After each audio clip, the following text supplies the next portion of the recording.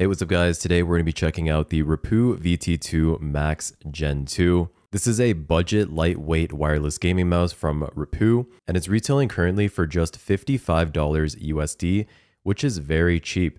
And for that price point, you're actually getting a lot out of this mouse. You're getting 8000 Hz polling rate, as well as a Pixart 3950 sensor, and a lot of other features as well. I have looked at the VT7 Max from Rapoo on my channel. I have a video on that. If you're interested, I'll leave a link to it in the description below. The VT2 is very similar, but it is slightly different in terms of the shape. Getting into the unboxing here, you do have the mouse itself. The VT2 Max also comes in a lot of different colorways, which is really nice as well. You can get purple, red, yellow, pink, black, or white. So really nice for matching the overall aesthetics of your setup. This is what the mouse looks like right here. I have the black version, as you can see. And in the box, you also get the wireless dongle here, which comes in two separate pieces, similar to the Logitech Superlight. This little one here is nice if you're just bringing it with your laptop, for example, just for productivity. But if you're using it for gaming, then you should be plugging it in to the actual big receiver here so that you can get it as close to your mouse as possible. And then inside of the box, you also get a USB-C to USB-A cable, which is braided. And you also get some extra mouse skates, some rubber grip tape,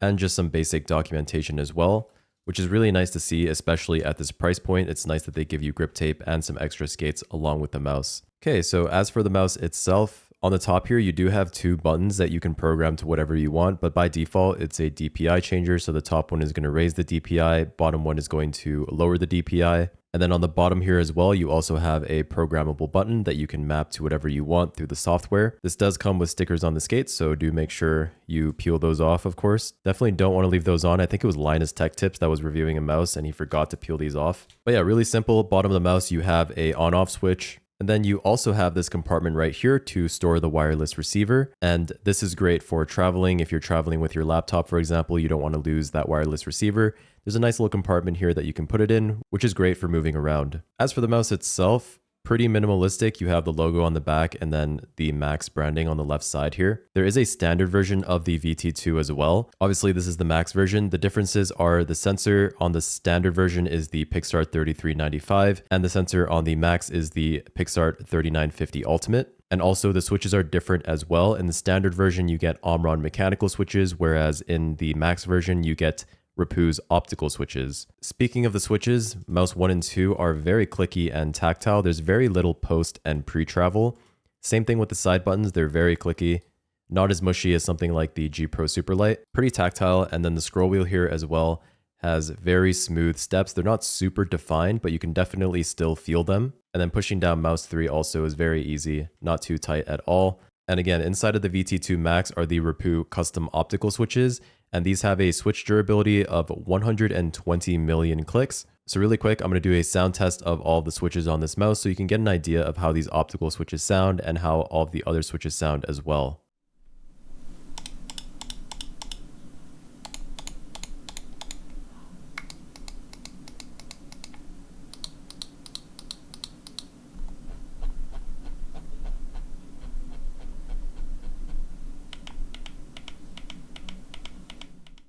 Like I mentioned earlier, the weight on the VT2 Max is 53 grams, which is quite light, not a super lightweight mouse, but also not super heavy. 53 grams for me personally is a very nice sweet spot, and I'm not really bothered too much by the weight at all. The weight balancing here on the VT2 Max is very solid as well. Right in the center of the mouse, as you can see when I pick it up in the center, the weight is balanced very nicely, and this is where the sensor is as well, which for me is pretty important when it comes to aim because I feel like that's the most natural feeling for me. Next, let's talk about the coating. The coating is actually pretty solid. It gives me sort of like a rubbery vibe, not quite as rubberized as something like the Endgame Gear coating, but it does give sort of that rubbery feeling, and it's very nice for somebody like me who has moist hands.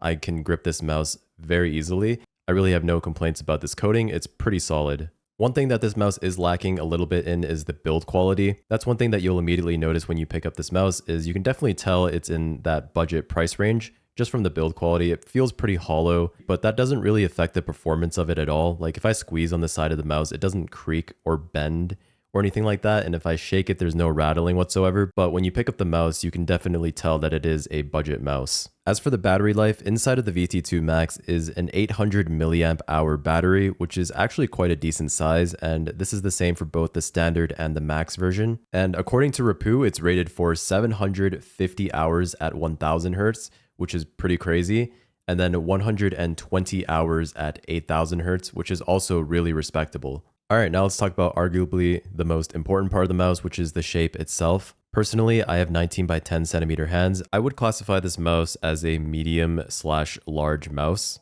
and it's definitely the most suitable for claw and fingertip grips. You can make palm grip work, especially if your hands are small enough, but I've always recommended ergonomic mice for palm grippers rather than symmetrical mice. But here's the shape compared to the Viper V4 Pro as well as the Logitech Superstrike. You can see here it's very similar to these two mice, fitting in the medium/large category. It's definitely the closest to the Logitech Superstrike shape you can see here. If I take away the Viper V4 Pro, it's pretty much identical to the Logitech Superlight/Superstrike shape. Pretty much one-to-one, and that's how I felt holding it in my hand as well. It was a very familiar feeling because I did use the Logitech Superlight for so long. It's pretty much the identical shape. Very potato-y feeling in the hand, no comfort grooves on mouse 1 or mouse 2, and the sides as well are rounded out. And yeah, it's not a horrible shape by any means. In fact, it's so popular because it just fits such a wide variety of hand sizes and grip styles. So if you've tried the Superlight shape before and you know you like it, or you've never tried it before and you want to try it out for the first time, this is a great way of getting into it without having to spend a crazy amount of money. Alright guys, let's go over the software now for the VT2 Max. Rapoo does have web-based software, which is really solid. Just means you don't have to download anything extra onto your computer here. And as you can see going into it here, you can set different DPI stages and you can also delete them entirely if you only use one DPI stage like I do, for example. You can also do the independent XY axis if you're into that for whatever reason. That is supported by the PixArt sensor. And then moving over to the second tab here, this is where you can remap all of the different buttons on the mouse. So these top two buttons especially, if you don't want to accidentally hit them and change your DPI, you can unbind them or just rebind them to different settings, whatever you want. You can also create macros in here as well, which is nice. And then moving over to the third tab here, this is where you're going to change all of your different performance settings. For example, you can set it to 8000 Hertz. And then after that, you can also choose like different settings up here as well. And it will also give you an estimate of the battery life. So if we go to rage mode as well as full power RF, you can see that it drops the battery life to an estimated 70 to 80 hours, which is nice because it gives you an idea of how long the mouse is going to last on all of these different settings. And then the fourth tab here you can turn on motion sync as well as some other stuff. The only thing in here that you would really want to change is motion sync, and then liftoff distance as well. You can set this to whatever you prefer. I like to go the lowest on all my mice. And then here you can also turn on glass tracking if you're using this on a glass mouse pad, which is really nice. Since I'm using cloth, I'm going to leave this off. And you can change the debounce delay as well as the sensor angle. And this is if your natural grip holds the mouse slightly tilted, you can use this to compensate. And yeah, that's about it. On the final tab, you can just change a bunch of random stuff like the sleep time. You can also update the firmware here as well. So yeah, pretty intuitive web-based software, does everything you need it to do, and everything here saves onto the onboard memory of the mouse as well, which is really nice. All right, now let's get into the performance of the VT2 Max. You do have 8000 Hertz polling rate here, as well as a PixArt 3950 sensor. So really no issues in terms of the performance, as you would expect from a PixArt sensor like this, as long as it's calibrated properly, which this one I haven't had any issues with so far. You're going to be getting really solid performance. But if you want to get technical, Rapoo does claim that they have a wireless response time of 0.225 milliseconds and a wired response time of 0.155 milliseconds. So yeah, I had no trouble using this in Valorant, just playing around with it. I didn't feel like this mouse was holding me back at all when I was playing with it. I do prefer my Viper V4 Pro shape over this VT2 Max shape, but obviously that's personal preference at the end of the day. But just pure performance wise, I really had no complaints. So yeah guys, overall the VT2 Max is a really solid mouse from Rapoo. Rapoo is definitely one of those companies where if you just want the best bang for your buck and you just want a solid performing mouse and you're on a budget, it's pretty hard to beat Rapoo's offerings.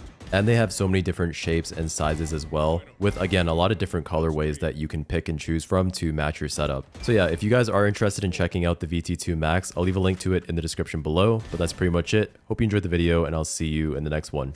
Peace.